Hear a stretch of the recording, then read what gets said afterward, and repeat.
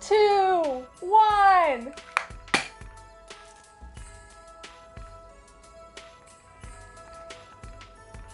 It's still December. This year has just flown by to the point where I don't even remember half of what happened. Maybe I'm just getting old, or maybe I just read so much good manga that time was an illusion to me.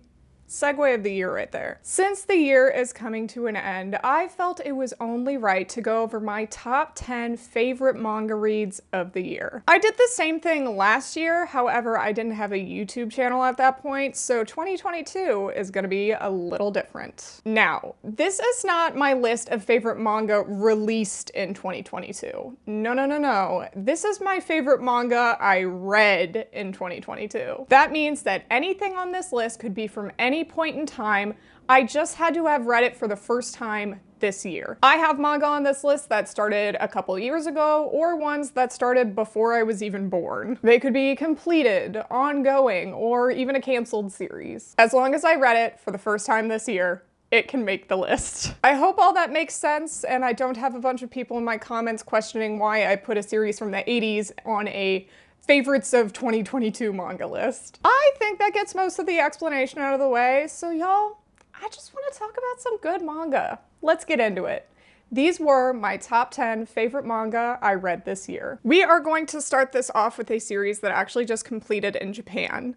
Koi no Hajimari is a very simple series. It's not like it's reinventing the wheel for the slice of life romance manga. What really makes it special to me is how endearing the characters are and how lived in the series feels. The story follows a high school girl named Hachi, as she's been nicknamed by her friends. She's your normal high school girl that just happens to be more extroverted than most. One day she finds out that her friend has a new boyfriend, and that new boyfriend happens to be friends with the popular boy at school, Mizuno. The two meet when their friends all have lunch together, and surprisingly, Mizuno and Hachi hit it off right away. They both have very similar interests and personalities that mesh together well. As Mizuno and Hachi start to know each other more, Hachi develops a crush on him. However, Mizuno isn't exactly sure what his feelings towards Hachi are. Are they just platonic? Is this something more than friends? Mizuno's confusion about relationships shows. As the two start to hang out more, Hachi believes that he may be giving off signals. From there, the story follows the two of them as they move through their relationship together. The whole series gives me that indie romance movie vibe that I used to love watching in college. There's no huge plot moments, no big dramatic arcs, just plain and simple great characters that feel lived in. Over the course of the 6 volumes, you really start to feel attached to both Mizuno and Hachi with just how likable and real they feel. They have a hard time figuring out what they want in each other or saying the right words at the right time. As the series progresses, you get to see them become closer to each other during very still and quiet moments, giving you those indie vibes, like I already said. I know people hate miscommunication tropes, but when it comes to slice of life romance manga about teens,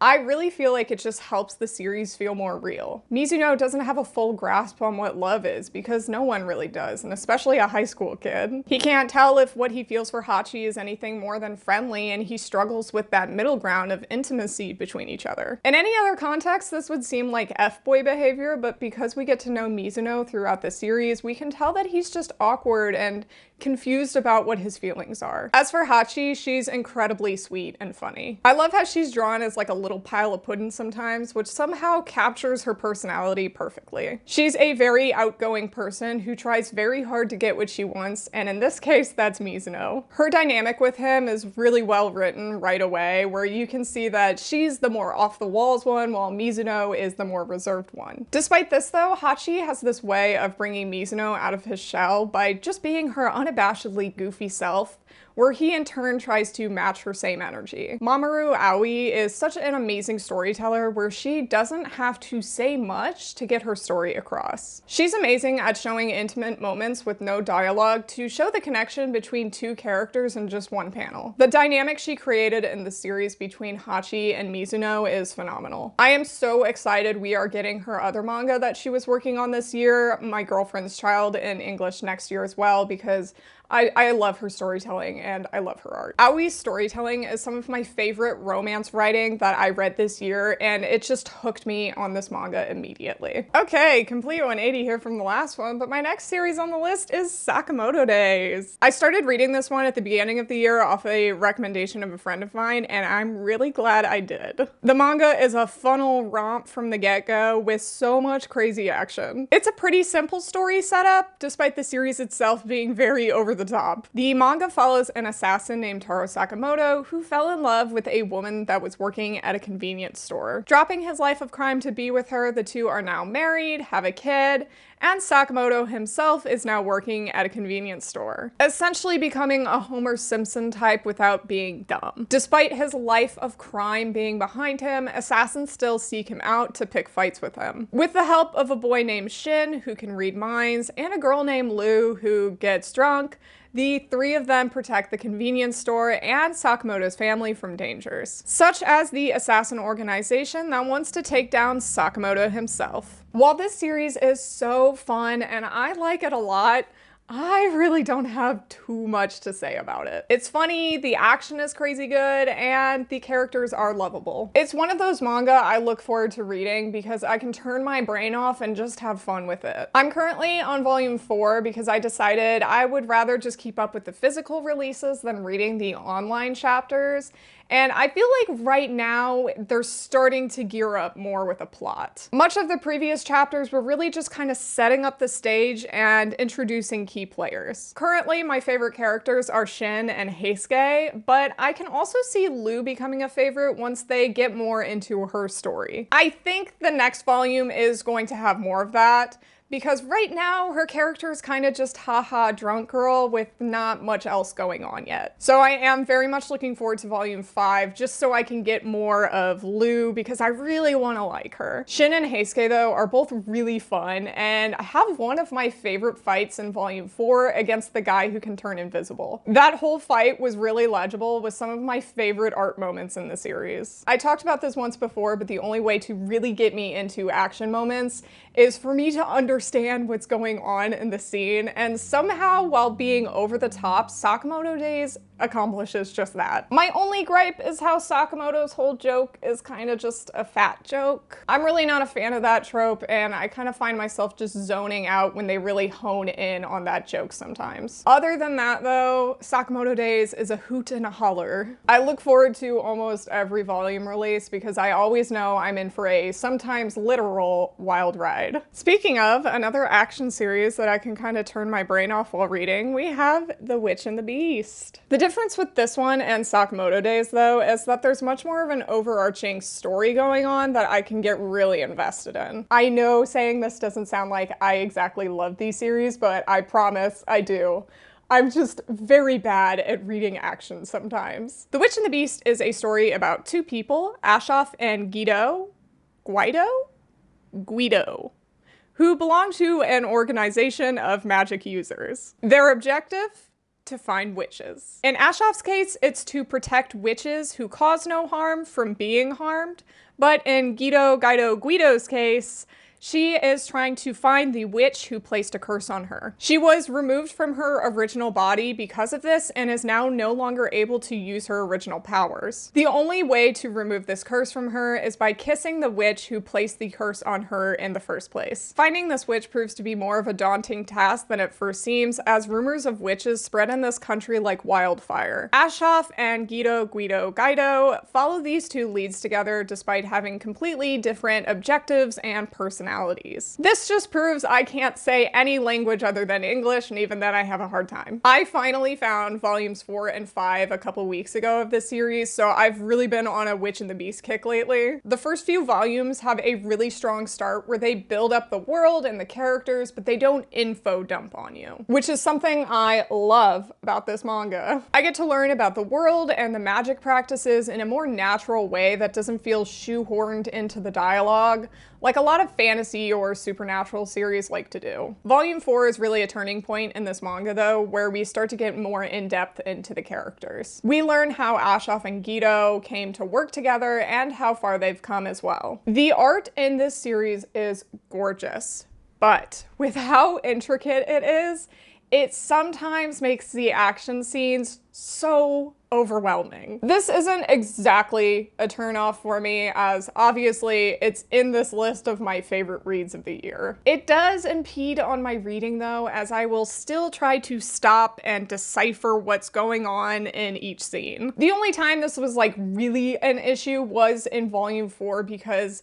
half of that volume was just a very big action scene and I couldn't really tell what was going on most of the time. I felt bad that I wasn't getting much out of reading this volume, but it did end on a very big twist that got me hooked into the world even further. I'm really sorry. I feel like when I talk about action series, it really sounds like I don't like them. I really am just not a heavy action series person. So when I do like a very heavy action series, you can know that the characters and the world building are gonna be great. The Witch and the Beast is something I would highly recommend to any fan of action or supernatural series, and also people who really like grittiness in their manga. This series gets pretty gruesome pretty quick, so if you like that kind of thing, I think you would love The Witch and the Beast just as much as me. Next up is a manga that was completed in English this year, Ooku-The Inner Chambers. I don't think I've seen more than like a handful of people talk about this manga. Understandably, it wouldn't be for everyone,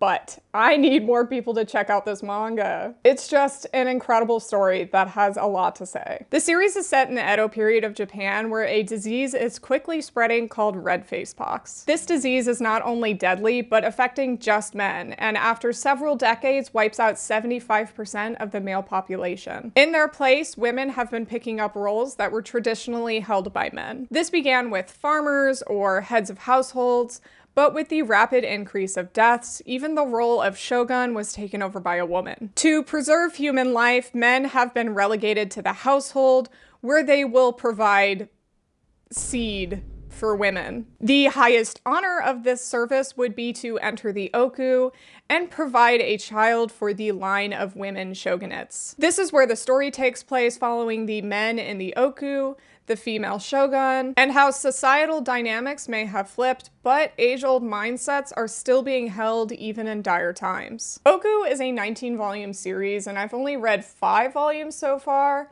but this is probably up there with one of the greatest series I've ever read. It does take some getting used to because the dialogue was translated into a more old-timey language. Once you can jump that hurdle though, it is an amazing read that is so worthwhile. Often the volumes are self-contained, with some characters passing through each volume. The way the story is laid out, you're reading old documents of how the female shogunate came to be, and the history of how these characters got to where they are. I'm sure a lot of people would guess that this is like Girl Boss the manga, but it is so much more nuanced than what one might originally think. Like I mentioned in the summary, the big point of this manga is that while men are no longer able to hold up patriarchal ideals, they can still be held up in society. The series really hones in on how societal pressure for women to have children is still present, and even more so for the highest power in Japan. The traditional roles for women are still present during the collapse of society,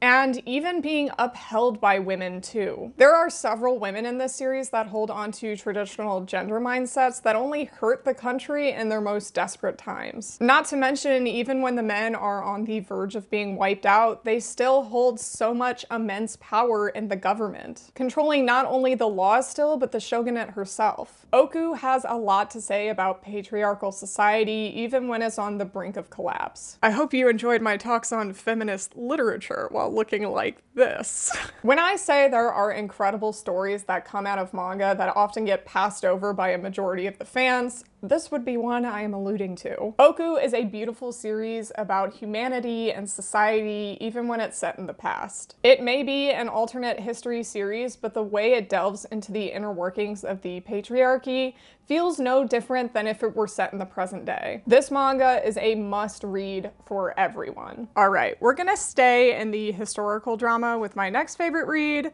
Golden Kamuy. Shout out to my friend Hannah, who is the biggest GK fan and the reason why I started this series. She started Chihaya Furu for me, so I decided to return the favor, but now I'm kind of known as like the horny GK fan to some people.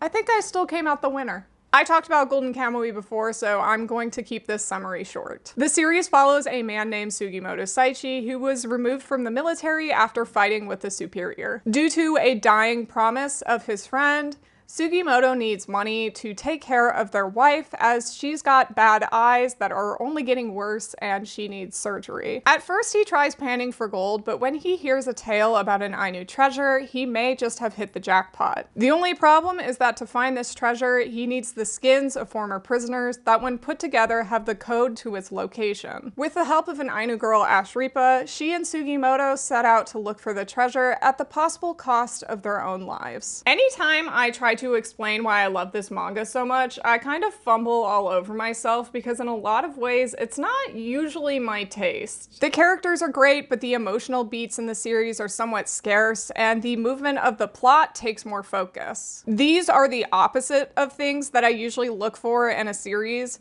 so the fact that Golden Kamuy has all of this and can still hook me is really just a testament to how great the series is once again. Sure, there aren't many emotional moments, but you connect to the characters' personalities and idiosyncrasies so quickly that when there are emotional beats, they still hit really hard. Especially in the case of Sugimoto and Ashripa, who you love almost right away. The cast of characters is so large that even if you don't really like one character, there's always going to be one other somewhere else that you can find yourself attached to. I will say the over-explanation of things can kind of be a turnoff at times, but I gotta admit, it's somewhat endearing having Satoru Noda, like, explain horse gambling to me for 2 pages. It can sometimes feel like that one picture of the girl like screaming in that guy's ear at a festival. When Noda gets into food descriptions, I find that much more interesting since the food always just sounds so mouth-wateringly good. As for the plot, while it is really engaging, I can kind of get lost with how many different factions and groups there are. Like who's doing what with whom and which faction is now grouped up with another. I often find myself going to the GK wiki just to make sure that I have all these story elements right, but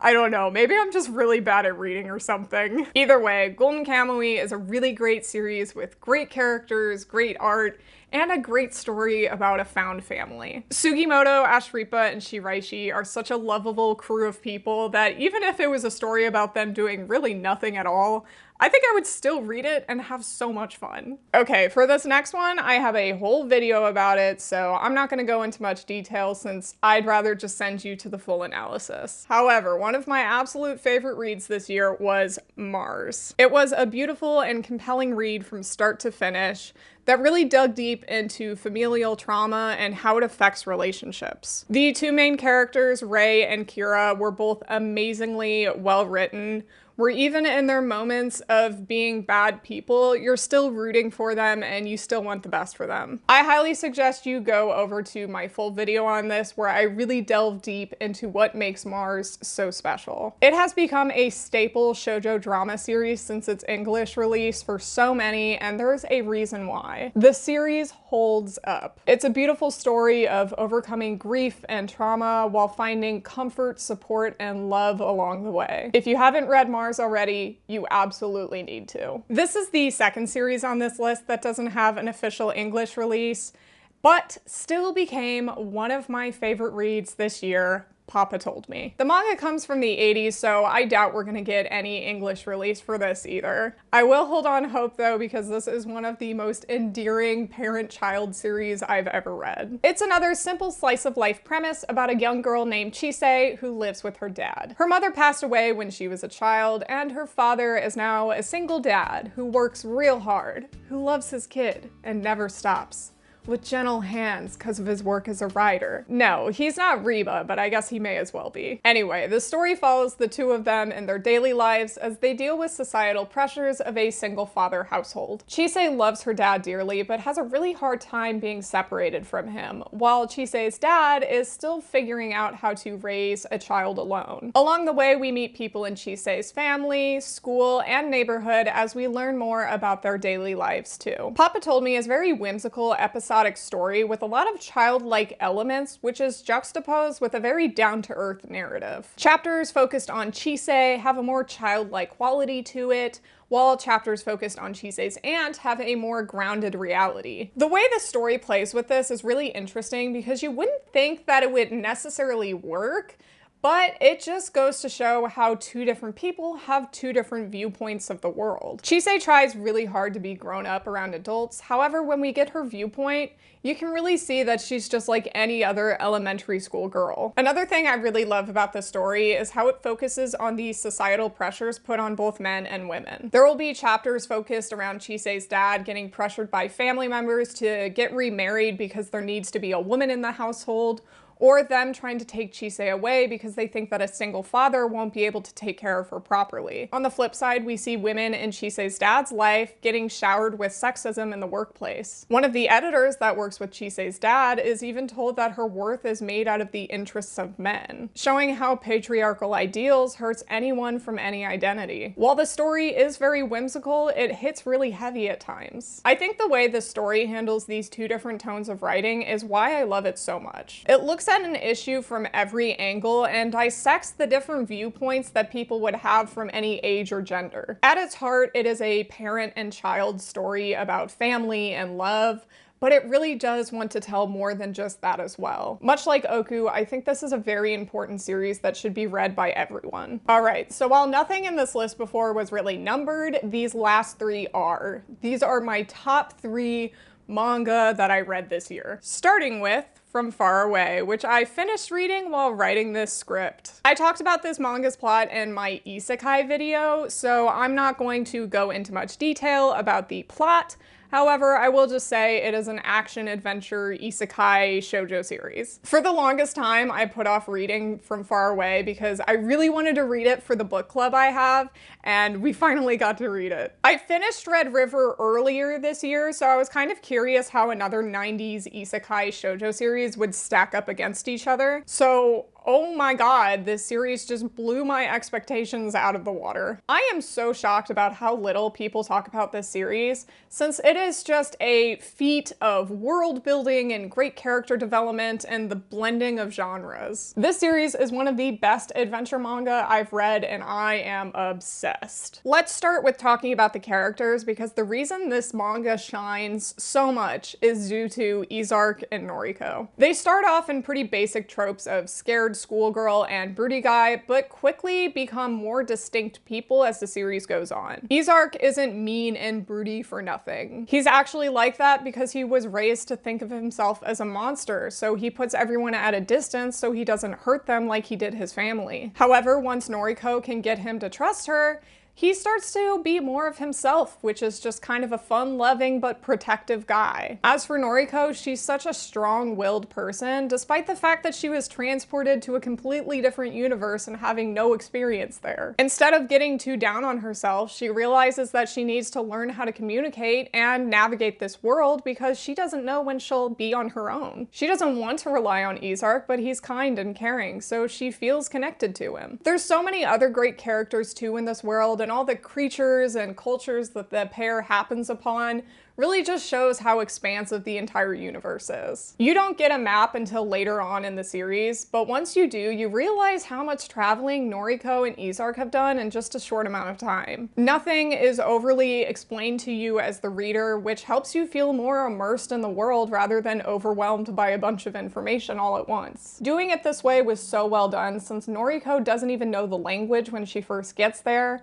So this just makes us feel even more immersed with Noriko and even more in her shoes. The action in this series is also extremely fun and well choreographed. I've heard that Kyoko Hikawa is a really big fan of martial arts movies, and I just feel like that really explains it, because you can tell in this series that she is having fun with these action scenes. Izark's powers allows him to jump around on walls, swinging his sword around with cockiness. In fight scenes, he can just take on a group of people with a smirk on his face, which is always just really fun to see him playing around. During these scenes, it's not like Noriko can really do much since she doesn't have powers, but she isn't also relegated to just yelling for Izark and being upset. Often, Noriko is in her own way trying to help him during these times, and especially when he's being overwhelmed by his negative emotions. When I am reading from far away, I can't help but just have a big smile on my face. This manga is just so fun. Well, the smile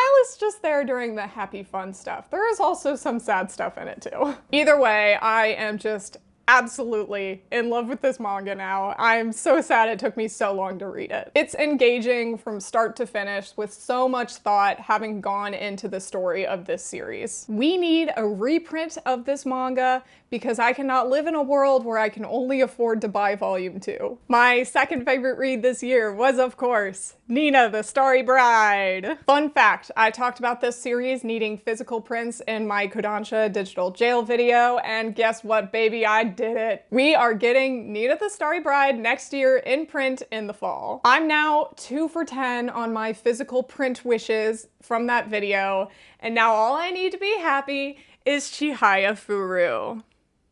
Kodansha! Kodansha, please. Please, Kodansha. Kodansha, what do you want from me?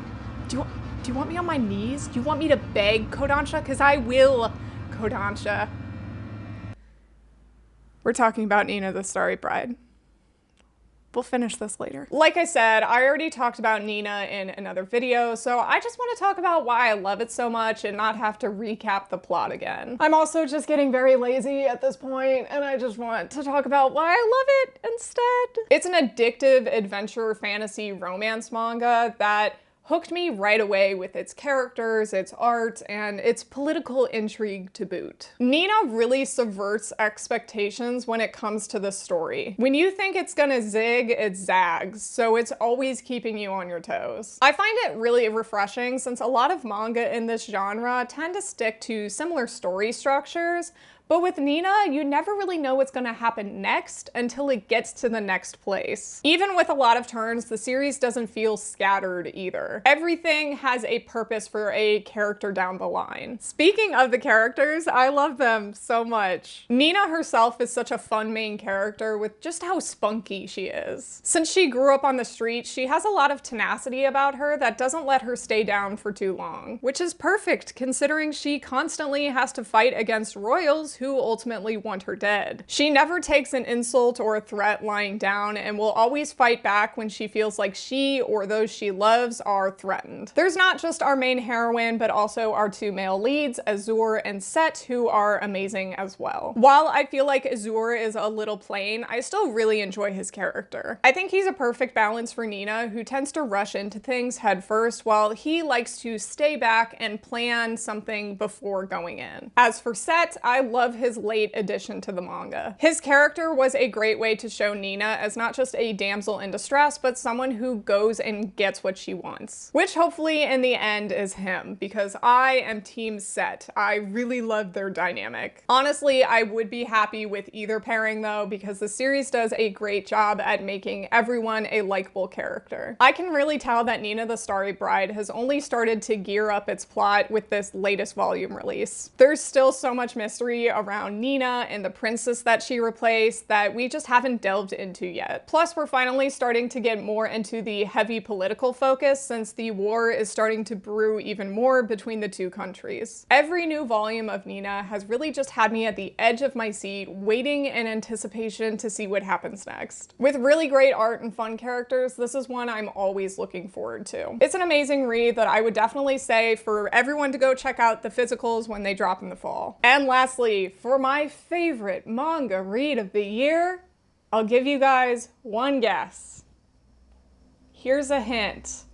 I made a whole video about it like a month ago. That's right, it was Skip Beat. Skip Beat, Skip Beat, Skip Beat. Yeah, I'm still in my Skip Beat arc. Sue me. I love this manga so much. I turn into Kris Kardashian basically anytime Kyoko does anything. She's my child and I am her very proud parent who loves her very much and thinks she's a beautiful, talented actress who can do no wrong. If you want an actual plot summary on Skip Beat, go to my full video recommendation on it because you're not getting it here, baby. We are just gonna hype this up. I believe when I made my skip beat video, I said that I was in the heel sibling arc, but I have since wrapped that up and moved on. I'm now in the samurai movie arc, which has been very fun and action-packed. In between those two arcs was the Guam arc, which was stunning, beautiful, never been done before. Seeing Ren and Kyoko be able to talk to each other as their childhood selves was just so lovely to see. I loved it. Then the last arc before the one that I'm reading right now was the one regarding Kyoko's mom, which was a very hard read. On the one hand, I do feel bad for Kyoko's mom. However, Kyoko doesn't deserve her. Kyoko is beautiful, perfect, lovely, and did all of that without having someone to properly take care of her. Kyoko was able to forgive her, but I don't have to. On a real note, I feel like her forgiving her mom was supposed to show how far she's come since the inciting incident at the beginning of the story. However, I don't think she should have forgiven her to the extent of still wanting her approval. I can understand, though, that something like this is very complicated and fixing family trauma will never have a perfect solution. All I know is I love Kyoko, I love Ren, I hate Sho, I love Yashiro, I love Kanae, and most of all, I love Skip Beat. This truly has been such a fun read from the start, and everything about this series just gets me so excited and pumped up. I've purposely slowed down my reading pace for this series just so I won't catch up too quickly, and just so I can savor every single moment from now on. I know the releases are slow, so I'm gonna make sure I can consume it in the perfect amount of doses. Skip Beat has easily become my favorite manga read of the year, and not just that, but also has entered my own top manga list as well. There you have it. Those were my top 10 manga I read in 2022. Even with those 10 series, there are so many other great manga that I read this year that I didn't even get to add to the list, like Ginka and Luna, which I just started reading, or Donuts Under a Crescent Moon, which is a beautiful GL series, and also My Sweet Girl Mangaka's new series, which is just, I love it so much. It has just been a super great year for manga. But not just that, it's also been a super great year for me to read manga. Not only was I able to consume more classic shoujos this year, but I also was able to get into some more obscure things that I don't see many people talk about. I love talking about my favorite manga, so I would also love to hear what your guys' favorite manga reads of this year were as well down below in the comments. This will be my last video of 2022. So while I say it all the time, I just want to say it once again. Thank you guys so much. 2022 started off as a really bad year for me since a lot of things weren't really working out in my life. The fact that I found YouTube has really kept me going for the last several months, and making YouTube videos for my hojos has just been so fun. My New Year's goal is that I can keep making videos that I'm proud of going into 2023 as well. I hope everyone has or had an amazing holidays. Go read Chihaya Furu. And as always, I'll see my hojos next year.